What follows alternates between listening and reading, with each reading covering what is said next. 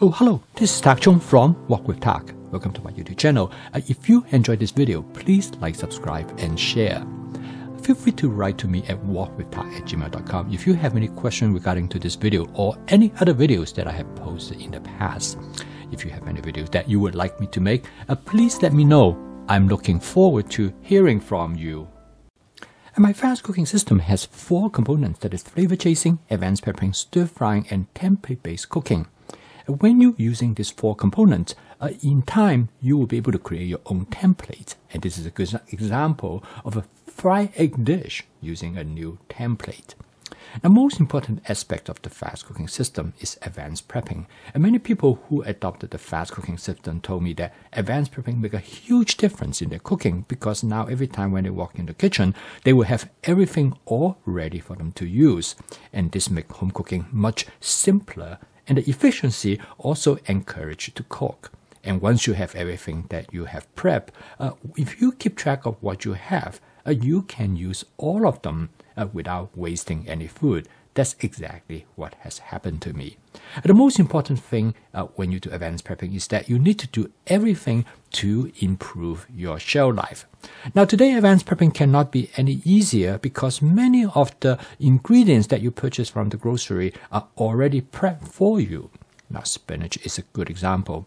I remember the days I would buy a bunch of spinach and I used to have to wash them. And a lot of times this spinach contained a lot of mud, soil, and washing them could be quite a task.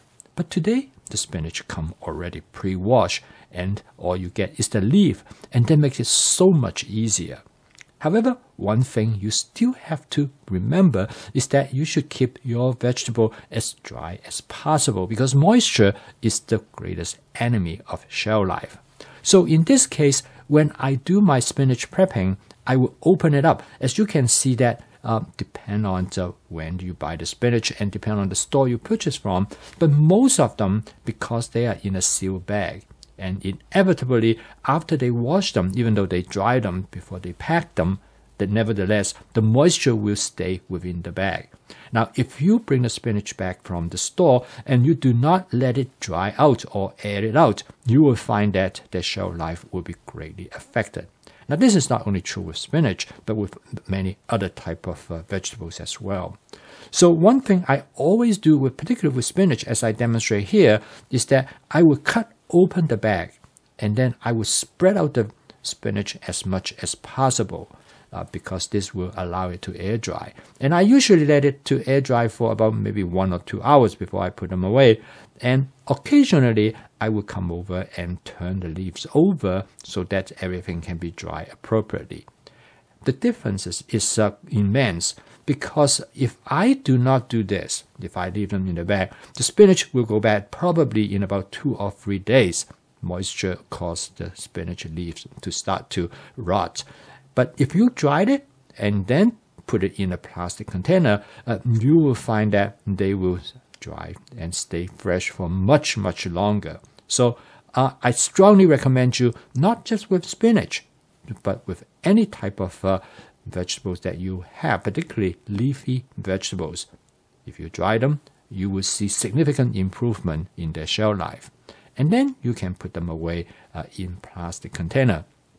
In this case, the spinach that I just store in a plastic container quite often will last me up to a week to 10 days. Now that is a significant improvement, and then you can use the spinach for many different type of cooking approach, and the end result is that it not only save you time, but it also save you money, as well as save you peace of mind, because you know you're not wasting any food.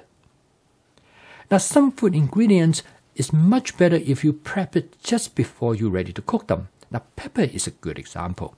If you cut the pepper in advance and store it in a plastic container, you will find that they tend to deteriorate much faster if you store it as the way it is. So because of this reason, once I get the pepper, I usually put the whole pepper in the plastic container. Again, you can leave them in a bag as well. But again, I find it leave in a plastic container, it provided a longer shelf life. And then I would take whatever I need, I would cut them up before I'm ready to use them. I use the colored bell pepper mainly as a condiment or to garnish the dish at the end to give it a nice color presentation. I like the mini colored bell pepper because I only use a small amount for each dish, so I don't have to cut up a large amount of bell pepper if I use the regular bell pepper. And this also gives me different color. So using the colored bell pepper for this purpose, I just prep them in advance before I put them in a dish. Okay, now let me show you how to create a new template. Now let me give you a little bit background. I like stir-fry egg dishes. Stir-fry egg dishes can be carried out in many different ways. As I have mentioned to you earlier before, you can do a scrambled, which is one of the most common, easy, and popular stir-fry egg dish.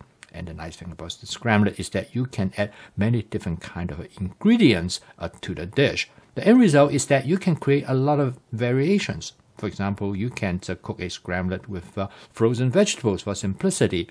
If you like to have some meat, you can cook it with meat that are already cooked, such as many different type of lunch meat, or with sausages, or even with hot dogs. But however, if you want to create a scrambled with other type of food ingredients, you can cook them in advance because the scrambled is very easy to cook. Now, however, my wife loves fried egg. She loves fried egg that are sunny side up. Particularly, she likes the egg yolk to be really soft, as in the case of many of the fried eggs. So in this case, I decided I'm going to create a template that I'm going to fry the egg exactly the way I would fry eggs that are sunny side up. So I pour the egg directly into the wok without breaking up the egg yolk. But in this case, I'm going to combine this template with a scrambled. I'm going to add ingredients to finish cooking the egg. In this case, I'm going to add some spinach. Now, since I already have spinach in my refrigerator, that makes it really, really easy. Now, another thing I like to add to it is that I like to add some colored bell pepper, both to add texture as well as to provide the color for this dish. And so consequently, I will be able to create a scrambled that has the property of a fried egg as well. And this will make the dish far more interesting, and I think my wife will enjoy it more. So this will be kind of a new template, which is very different from other approach I've taken. And then I'm going to season the dish with my wok with tart basic seasoning mix, which will add umami flavor to the egg. This seasoning mix is excellent for eggs. If you have never tried before, I will give it a try. And I have made it available for Amazon. Now, the next part is that I simply is going to get the egg off the wok. Now, this is where the Cuisinart 14-inch stainless steel wok really works well because it has large flat bottom surface area. So I can fry the whole dish just as I would do it in a frying pan. And this makes it a very versatile cooking utensil because you can now use it for many different types of cooking functions. Okay, now the dish is almost done. All I need to do is that loosen the egg from the bottom of the wok. To create a non-stick cook surface, I use my spot seasoning method. This method is very simple, and it is essential that you season your stainless steel wok each time before you start to cook. This will guarantee you will have a non-stick cook surface. The method is very simple. You just simply heat the oil up to its smoking point and let it smoke gently for about 15 seconds. And this is the time when the wok is being seasoned. Okay, now the dish is done. As you can see that cooking this dish takes very little time. However, this dish is very unusual in my other dish that I've cooked before because now it has a combination of many different characteristics. It has the characteristics almost like a egg scrambled, but at the same time, the egg yolk will remain intact. And I know my wife will really enjoy this particular dish because she loves eggs that are sunny side up because she likes to take the soft egg yolk and mix it into her rice. So, okay, the dish is done. As you can see in here, is by making simple modifications. You can change from one template to another template. So as now you can see, I have created two different templates. A template which I call it a scrambler. In this case, you scramble all the eggs together. But in this case, I create a template without scramble the eggs. And the goal is that so I can retain the fluidity of the egg yolk and that will make the dish far more interesting. Home cooking is very much it's a matter of creating the flavor that you want, and that's why flavor chasing is so important. And at the same time, once you understand the basic template, you can start make modification to the template, make it into an entirely different template, but it is similar enough that you have confidence that you know that it's going to work out.